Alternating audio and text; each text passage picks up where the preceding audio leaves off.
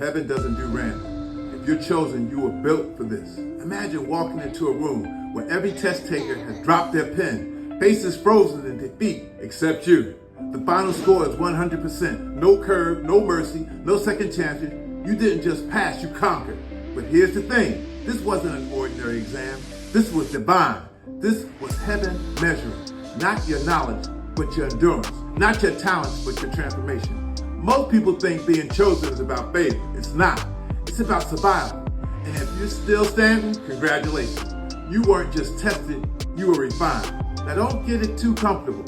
Scoring 100 on a divine test isn't just an achievement, it's a declaration. Heaven is announcing your arrival. Trust me, that announcement has made some people and some forces very nervous. But hey, no pressure. Numbed. One passing wasn't about perfection. It was about survival. You weren't expected to be perfect. That was never the test. The real question was simple. Would you break or would you endure? Most people assume divine selection is about being the smartest, the most talented, or the most flawless. That's a lie. Heaven never looked for perfection. It looked for proof. And proof comes through pressure. Every storm, every betrayal, every silent battle you fought in the dark was the test. The moments when you wanted to quit but didn't. The days when everything fell apart, but you kept it moving. That's what sets you apart. Many started the exam with you. Not everyone finished. Not because they weren't gifted, but because they couldn't take the weight. Some ran when the fire got too hot. Some compromised just to make life easier. Some let doubt, pain, or bitterness consume them. But you kept showing up, bruised but broken, tired but relentless. That's why you passed.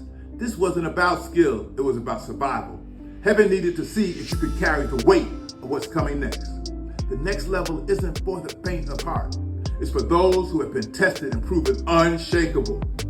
And you proved it. Now let's be real. Passing didn't feel like winning. It felt like suffering. It felt like you lost more than you gained.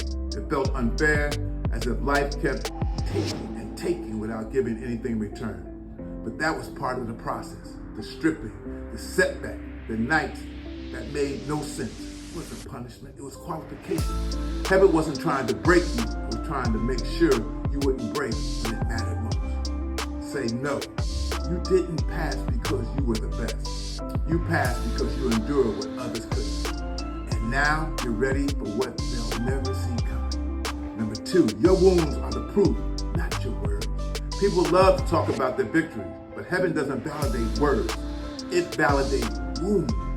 The evidence that you passed wasn't in what you said, but in what you survived. The scars, the losses, the moments left you gasping for air. That's the evidence. If being chosen was just about talking a good game, everyone could fake it to make it. But suffering, that can't be faked. That can't be staged. Pain has a way of exposing who's real and who's just pretending. Some people took the part, sound the part, even act the part. But when the pressure hits, they crumble. They disappear. They find the easier road. But you stayed in the fire. You let it refine you. And that's why you carry something they never will. Undeniable proof. The problem is most people won't recognize. They see the surface. You look the same. You sound the same. You walk the same. What they don't see is the internal transformation, the wisdom that comes from suffering, the authority that is built in silence. They won't understand why doors suddenly open for you, why favor follows you, why do things shift when you speak. But heaven knows, and so does hell. The ones who had never bled for this will never understand the weight of it. You didn't just wake up chosen. You were proven. Every heartbreak, every betrayal, every dark season where you had to hold yourself together when no one else could.